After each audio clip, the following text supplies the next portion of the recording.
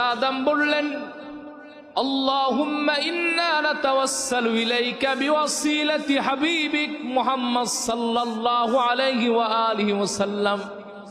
মালিক, 1 বছর নয়, 2 বছর নয়, 100 বছর কাঁদলাম, আমার দিকে তুমি তোমার রহমতের সামান্য নজর দাও নাই। ওগো মালিক, যার নাম তোমার নামের সঙ্গে আরশে আজিমে লেখা দেখেছি, ওই মুহাম্মদ সাল্লাল্লাহু আলাইহি ওয়াসাল্লামের খাতিরে তুমি আমারে মাফ করে দাও। আল্লাহ রাজি হয়ে গেলেন, খুশি হয়ে গেলেন। তৎক্ষণাৎ হযরত আদমের অন্তরে আল্লাহ তাআলা তওবা করার জন্য কিছু শব্দ বাক্য ঢেলে দিলেন, যে ব্যাপারে রব্বুল আলামিন বলেন, ফাতালাক্কা আদামু মির রাব্বিহি কালিমাতিন ফাতা